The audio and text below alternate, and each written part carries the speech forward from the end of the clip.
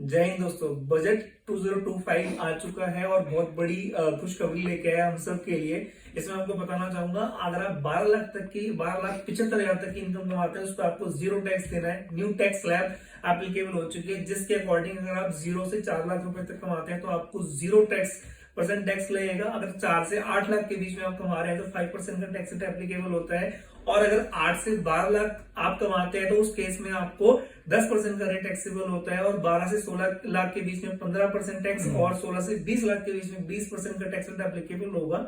20 लाख से अगर 24 लाख तक आप कमाते हैं उस केस में 25% का टैक्स रेट एप्लीकेबल होता है। और अगर आप 24 लाख से ज्यादा कमाते हैं तो उस केस में 30% का टैक्स रेट एप्लीकेबल होता है।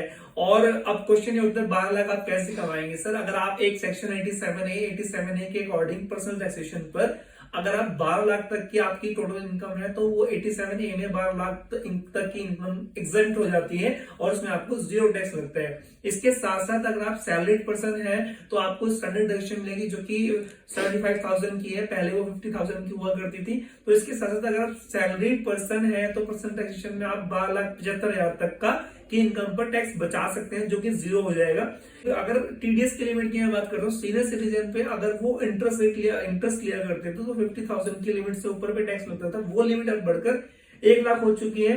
इसके साथ साथ टीडीएस लगता था रेंट पर, जो कि पहले लिमिट थी 2,40,000 की, अब वो लिमिट इंक्रीज हो चुकी है 6 लाख तक। यानी कि आप 6 लाख तक के रेंट पर आपको टीडीएस रेंट नहीं करवाना है। इसके साथ साथ बहुत बड़ी अमेंडमेंट है कि आप ITRU अपडेट रिटर्न फाइल कर सकते हैं 4 साल के लिए। पहले ही 2 साल की लिमिट हुआ करती थी, अब 4 साल तक के लिए अपडेटेड रिटर्न फाइल कर सकते हैं पिछले 4 सालों के लिए।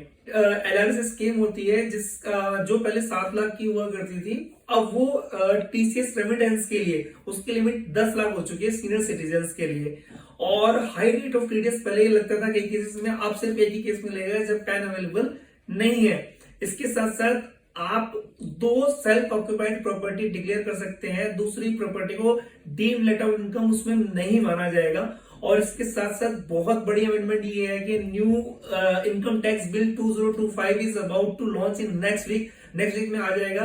तो स्टे अपडेटेड और अपडेट्स पाने के लिए मेरे चैनल को सब्सक्राइब कर दीजिए, लाइक कर दीजिए। Thank you. जय हिंद दोस्तों।